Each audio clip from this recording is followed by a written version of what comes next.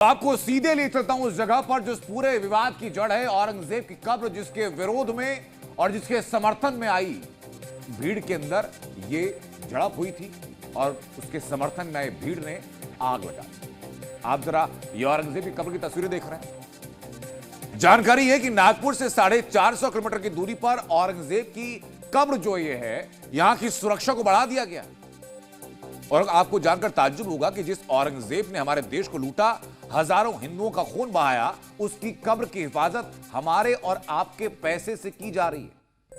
Tax payer के करोड़ों रुपए औरंगजेब की कब्र की सुरक्षा पर खर्च किए जा रहे हैं। ये रुपए आम टैक्स पेयर के हैं। ये सुरक्षा एक आक्रांता की कब्र की हो रही है। आज औरंगजेब के मकबरे के मुख्य द्वार को बंद कर दिया गया, मेटल डिटेक्टर वहां लगा दिया गया, कई जगहों पर बैरिकेड्स लगा दिए गए, कब्र पर आने वालों की जांच के लिए कई लेयर सिक्योरिटी बना दी गई, कब्र पर एंट्री से पहले लोगों को पहचान पत्र दिखाना जरूरी कर दिया गया।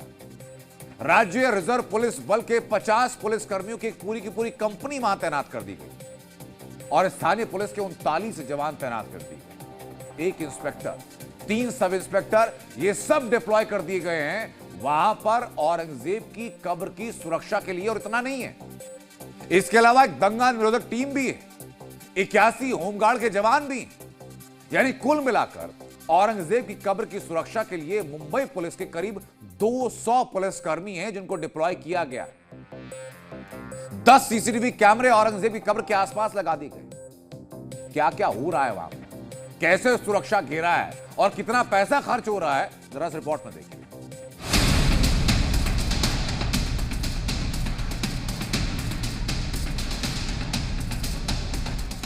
महाराष्ट्र में औरंगजेब की कब्र को लेकर विवाद चल रहा है। इस कब्र को उखाड़ फेंकने की मांग हो रही है। अभी मैं खुलताबाद के औरंगजेब के इसी कब्र पे हूँ और यही आपको दिखाना चाहता हूँ कि क्या सिक्योरिटी यहाँ सब लगाई गई है। ये जो है, ये मुख्य दरवाजा है औरंगजेब की कब्र का। औरंगजेब की कब्र जहाँ है, अंदर लगभग 4 से 5 सीसीटीवी है और बाहर भी 4 से 5 सीसीटीवी यहाँ लगाए गए हैं। और औरंगजेब की कब्र के अंतर्गत एएसआई के कोई कर्मचारी है, उनकी भी तैनाती की है।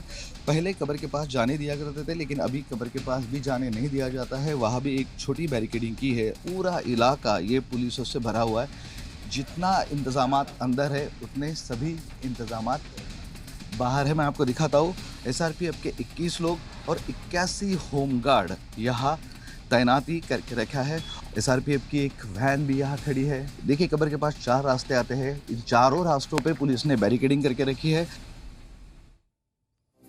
आजादी के बाद एएसआई से जुड़े कानून के तहत औरंगजेब की कब्र को संरक्षित स्मारक घोषित किया गया और तब से एएसआई इसकी रखवाली कर रहे हैं। पहले रोजाना 1000 से ज्यादा लोग यहां आते थे, लेकिन अब 100 से भी कम लोग यहां पहुंच रहे। भारत में रहने वाले ईसाई, बहुत ध्यान से सुनिए, भारत में रहने वाले ईसाई जनरल डायर के नाम पर गुणगान तो नहीं करते। भारत के ईसाई डलहौजी के नाम पर दंगा तो नहीं करते। जर्मनी पर हिटलर के नाम का जयकारा नहीं लगता है।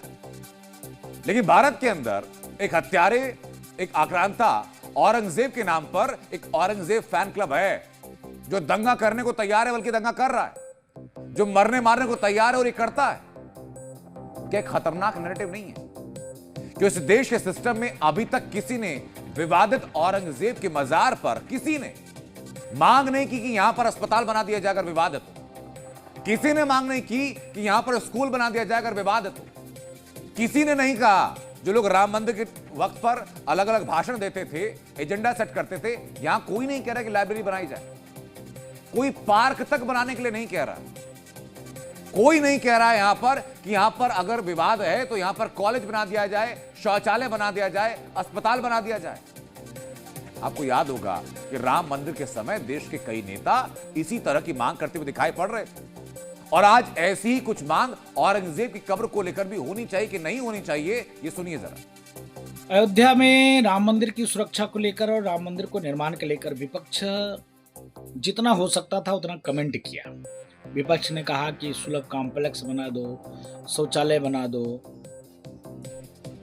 स्कूल खोल दो, पुस्तकालय खोल दो। मैं इसलिए बोल रहा हूं क्योंकि देश में एक मुहिम चल रहा है अभी कि औरंगजेब को मजार को बचाने के लिए हजार पुलिस ड्रोन लगे हुए हैं। औरंगजेब एक आक्रांता था और ऐसे व्यक्ति की मजार की सुरक्षा हमारे टैक्स के पैसे से किया जा रहा है। कितनी दुर्भाग्यपूर्ण